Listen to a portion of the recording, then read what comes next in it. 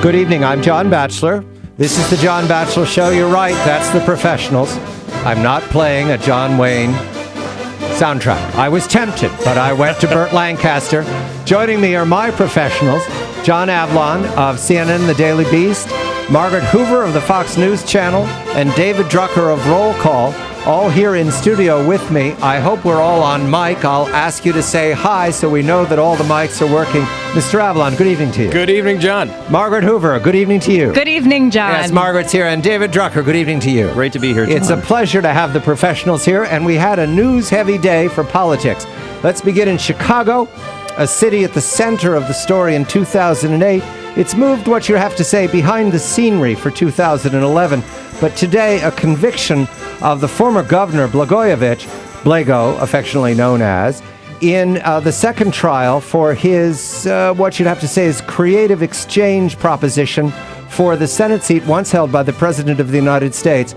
Mr. Avlon, this conviction of Mr. Blagojevich is blow to him, blow to his family, his supporters at the beginning of a long appeals process, vindication for Mr. Fitzgerald and the federal prosecutors. But is it any more a major story, John, or is it slipped under the covers, just sort of Chicago Pals, who cares? This is ancient news. I mean, at this point, dust it off and remember when we were young. I mean, Blago was on TV expressing how surprised and shocked and disappointed he was. I mean, I do think he was the only one, and I wouldn't get too far ahead talking about his supporters, maybe single digit.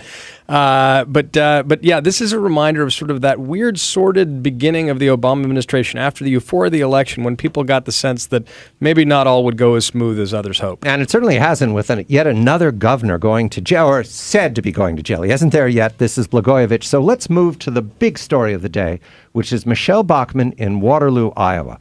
Margaret, Michelle Bachmann over the weekend made great sensational news on Fox News Channel when Chris Wallace, as I understand it, I've viewed the clip several times, Chris Wallace asked her a question that was regarded afterwards as impertinent. She today refused Mr. Wallace's apology. Michelle Bachmann is a presidential candidate, but she's also a female presidential candidate, and that's a special category. There have been very few in American politics. Are we still watching the American media respond differently to female candidates than they do to male candidates? I think you absolutely nailed it, John. And that's part of the problem here. I don't know any other interviewee that Chris Wallace would say, because I don't know if Mike would have done that. Chris Wallace would flat out ask if he was a flake.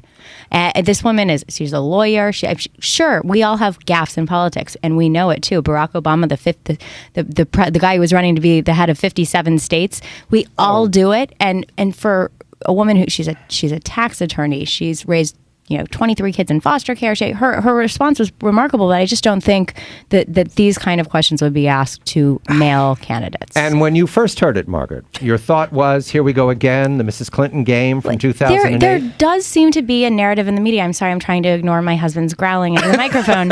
But there does seem to be a narrative. There is a double standard for women. Hillary Clinton saw it, Sarah Palin saw it, and Michelle Bachmann is going to see it. And this is just what happens. Look, we're not going to play victim. I'm not going to cry the victim for them. I think it's worth pointing out.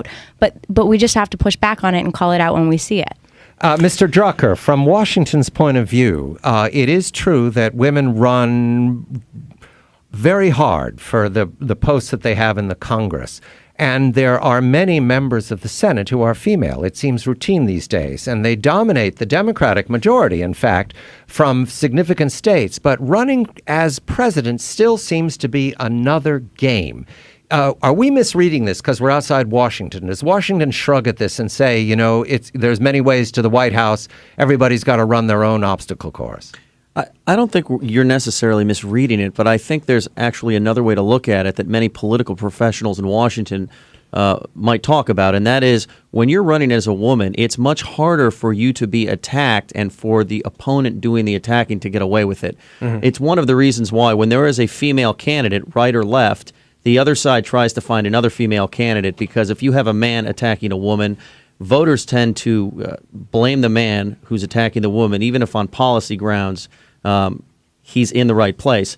And in fact, it's hard to run against a woman in the way a man would run against another man. If you say anything untoward, if you say anything really sharp, you can pay for it. And it's my bet that if Chris Wallace had asked, let's say, Ron Paul, another maybe flake who's running for president, are you a flake? Nobody would have cared. Yep, that's right.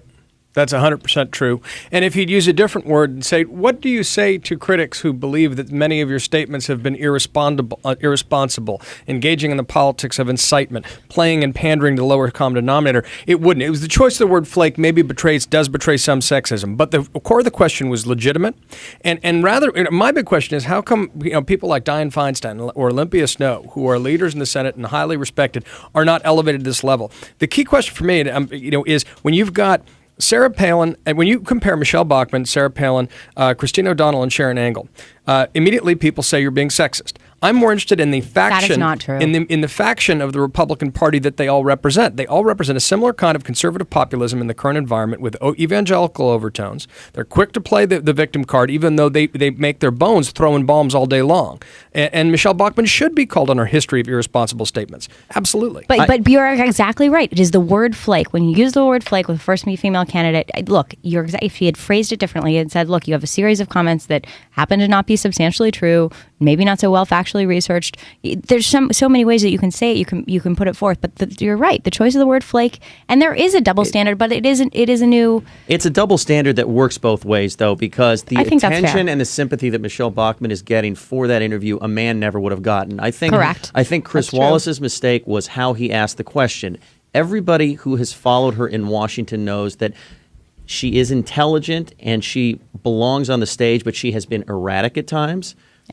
She has run through staff almost like it's water, and so she has not always been the most put together politician as she seems nationally, and that's I think where Mr. Wallace's question was coming from. Yeah, he didn't do a good job, right. but I think because it works both ways, fine, let her milk it. Everything's fair in politics. But I don't think she's the victim of anything other than a poorly worded question. All right, let me be very difficult here. Because of the incident over the weekend, it is Fox News for the Republican Party.